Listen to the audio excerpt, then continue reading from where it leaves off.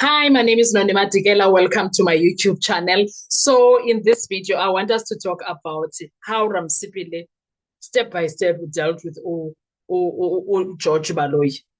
And most by the time George Baloyi was done, by the time George was done, Ramsipile was already bored with him. Oh, he was here. He was really irritated with Ubaloyi because Ubaloyi was using everything that he could to exhaust Undanzi, and Ramza was seeing right through him, and he told him off so many times than I care to count. And at this point, he was like, even if you can go over 10 weeks or 3 months with Undanzi, the bottom line is that you are still going to get what? The same answers. He is not cracking. No, he said it, Sam, in so many words. He said it, you are wasting your time. He is telling his truth and he's being honest by what he is telling this court. There is nothing that you can say or do to him to tell you anything else. Oh, I love Bongani Dance's lawyer, guys. Shem. Love him. Love him. I appreciate him saying like Shem. Oh, considering that this guy was data selling at this, I don't think he was data selling more than Uti. The way Judge Rota was treating them was not nice from the onset. So Ramsipile was not used to a courtroom that is like that, I want to believe. He was not used to a courtroom that is like that. He is used to professional beings that will sit with you and talk to you like a human being. Now, when he was introduced to this hostile environment, he was shook. And then he had to get over it. Okay? He had to get over it. And over the years, the 3.5 years, he was like, foot's like 2024, 2025, 2026. He was like, I'm done. Oh, I'm done. I'm going to be like them right now. I can't be them. I must just join them. Yeah, that's what he did. So I'm so happy because what Ramsipile did there was not random at all. It was surgical damage control plus strategic rebuilding after after the state led by Advocate George Baloyi spent weeks attacking Bongani Danzi. Re-exam is limited. You can't introduce new evidence, but Ubaloyi did whatever he likes, Mosian. Only clarify issues raised in cross-examination. So every question Ramsipile asked there had a target. Here is a full breakdown of his target point by point. That's what we are going to do in this video. And as it turned son. Ndinxibile ne because ndingumntu akagogo so ndiyanxiba. Hayi kodwa shem kukho into endiqhaqhazelisayo andiyazi I need to drink ginger tea after this because wow, girl. Okay, point yokuqala, a target rights violation at arrest. What Ramsipile focused on was whether Ntanzi was informed of his constitutional rights, language used, Zulu versus English issues, or Tswana, or whatever, whether a warrant of arrest was shown to him, whether he understood anything at all, why this matters. This directly attacks lawfulness of arrest and downstream evidence. If rights were not properly explained, confessions become suspicious, statements become questionable, entire process becomes procedurally flawed. Now, the core angle when it comes to this, you can't build a lawful case on an unlawful foundation. Second point, target police conduct, coercion or assault. What he clarified here, allegations of assault, intimidation or pressure, movement between locations, Freedom Park, vehicles, police stations, who was present, Mukhane, Mabena, others, whoever else. Why this matters, this goes to voluntariness critical under SA law. If coercion is proven, confession is inadmissible, even if admitted low probative value. Now, core angle on this one, this wasn't a free statement, it was extracted.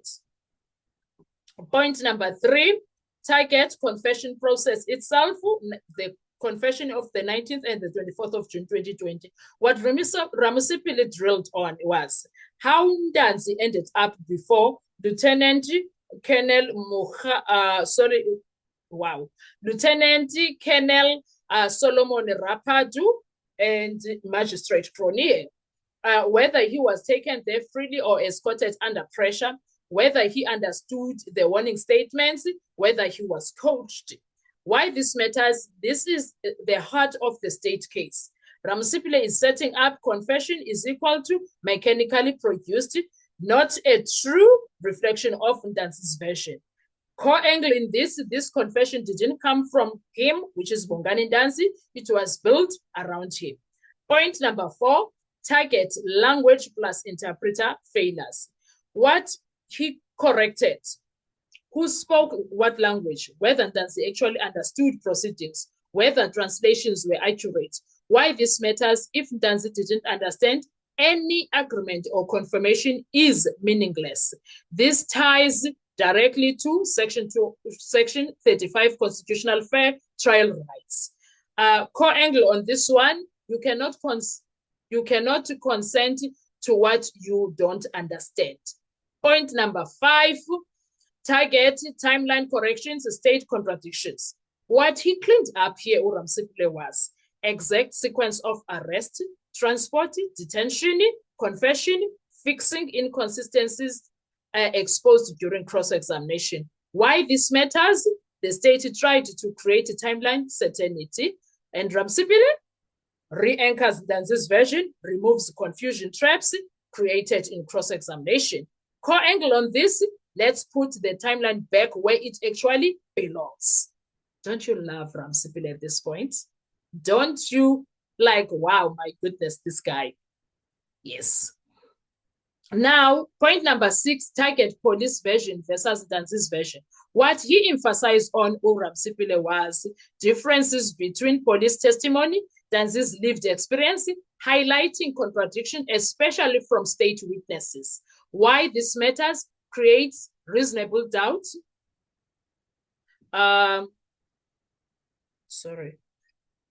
It creates reasonable doubt plus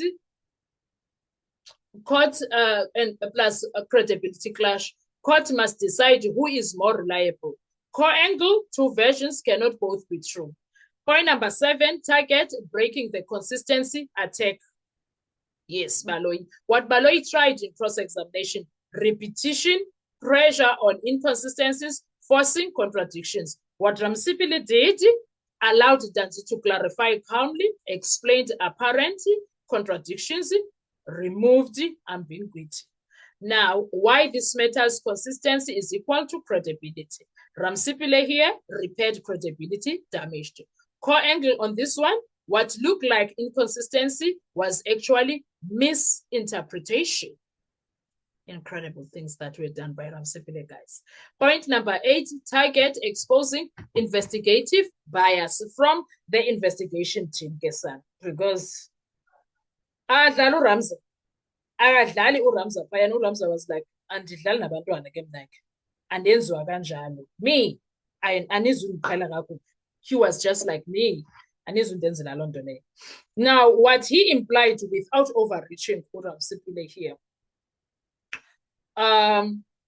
police had a predetermined narrative. Ndanzi was made to fit that narrative. Why this matters? If investigation is biased, evidence becomes selectively constructed. This links to our bigger theme here, prosecution-led investigation. That's that theme. You remember that? Now, the core angle of this, they didn't follow evidence, they forced it. That was our Ramza Gesan. Point number 9, targeting, linking everything to confession reliability. Every single question feeds one objective: destroy the reliability of the confession without reopening the trial within a trial.